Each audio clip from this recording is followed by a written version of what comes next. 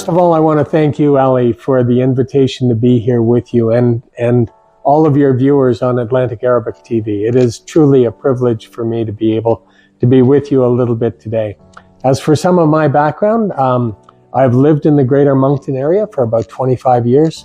I've recently retired as a United Church of Canada minister, but the main reason that I'm here was several years ago I went to live in Bethlehem as a human rights observer, and I made a huge mistake while I was there.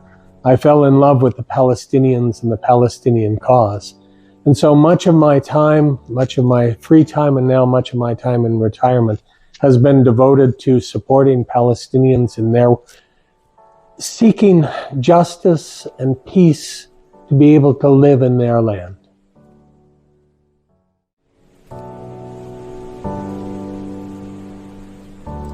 The Nakba is something that has happened in the past, but it's ongoing.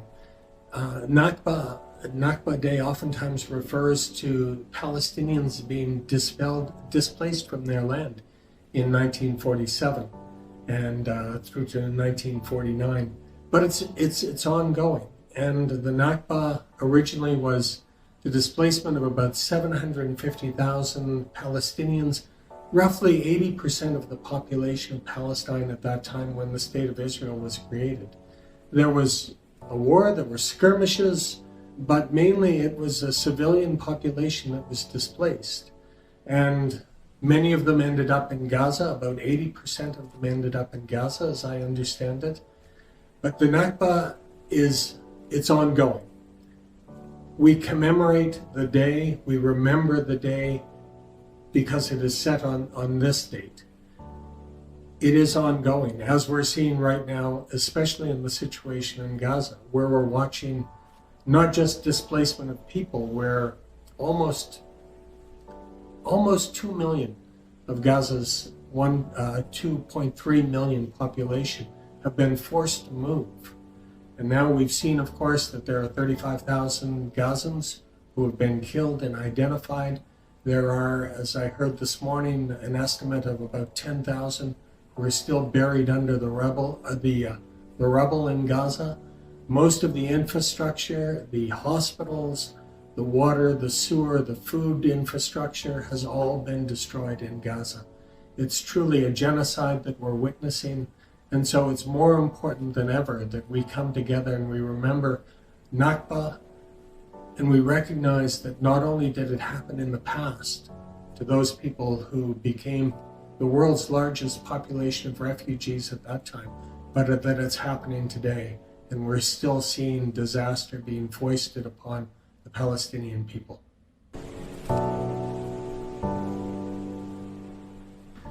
Nakba is ongoing, as I've said.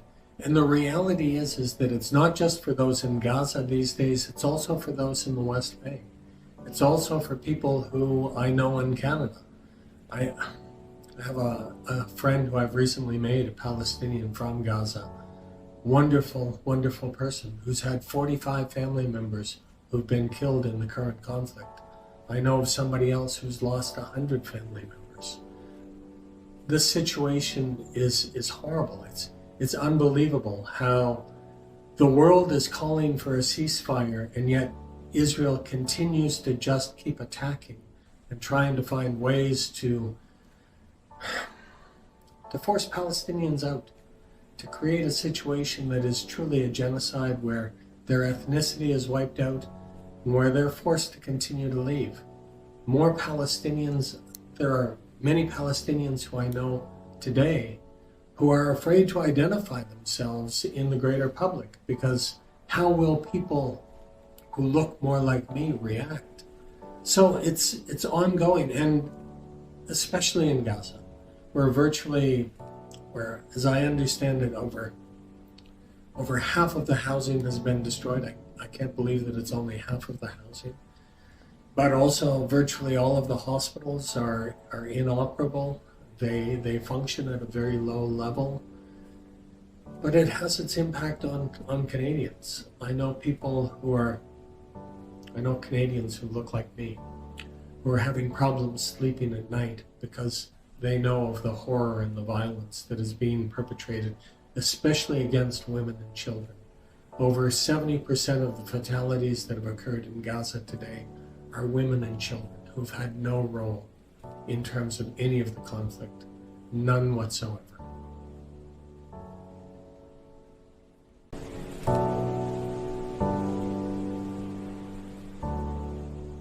Palestinians have been deprived of their rights of most of their homeland since 1948. And so what's finally happening now is the world is coming to realize that Palestinians deserve to be treated just like everybody else. And so there are many countries, especially some of the European countries. I know that Spain and Ireland are planning to recognize Palestine as a state, which the United Nations has not done yet, but the United Nations itself has taken steps to further recognize the rights, the legitimate rights of Palestinians to statehood and to freedom and to peace with justice. So there are some states, especially in South America, where there are bans going in place in terms of exporting weapons to Israel at this point in time. The students on campuses around the world are really coming into focus in terms of being the leaders, in terms of helping the world recognize the situation that Palestinians are facing today, but not just today. Since 1948, they've been facing this awful situation where they do not have peace with justice, where they're not able to live in their own homes. I have friends who are Palestinians who still have the keys to the homes that they were displaced from in 1948. The world is starting to wake up to the reality that the story of the Palestinians has been suppressed for years, and we don't really know their history. Similar to what's happened in Canada with First Nations. We're starting to understand that the Indigenous people have rights and legitimate rights, and that they deserve to be treated with peace and justice, with fairness and equality.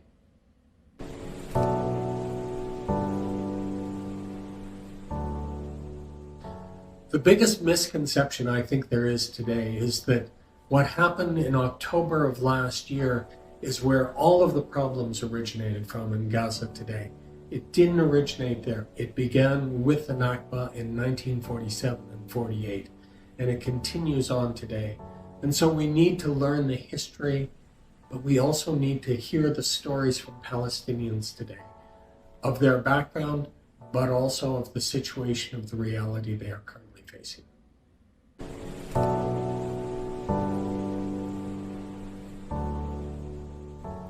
Ali, this leads me to this Wednesday at noon at City Hall here in Moncton.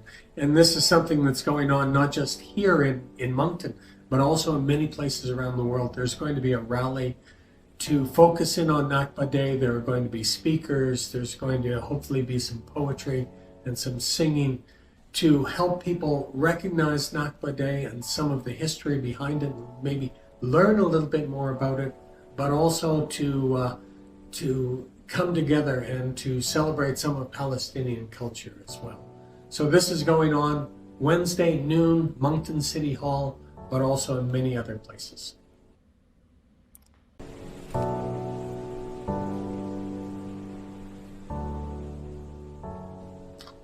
Ali, the most important thing that can come forward from this time is that we all learn to live with peace and justice, that we all recognize human rights for all people, that we all deserve to have the opportunity to live well into the future and to live well in the future, especially for Palestinians, and for Palestinians and Israelis alike to be able to live with peace and justice so that all people feel safe, and for the Canadian government to change many of its positions so that it actually recognizes the full and legitimate rights of Palestine.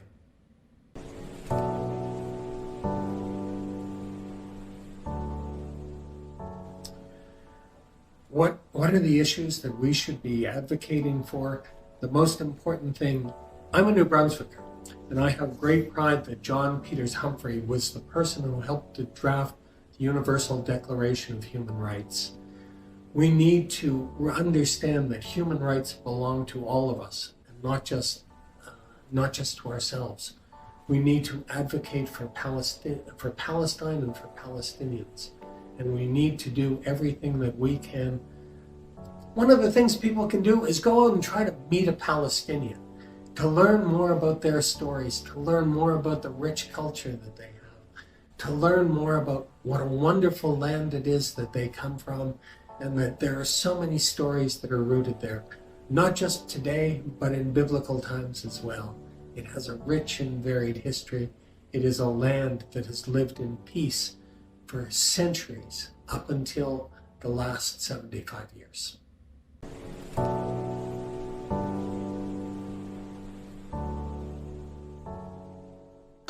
Ali, this has been a privilege for me to talk about Nakba and Nakba Day in this community and beyond.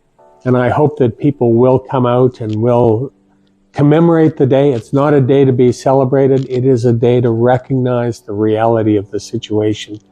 Thank you to you again and to your viewers.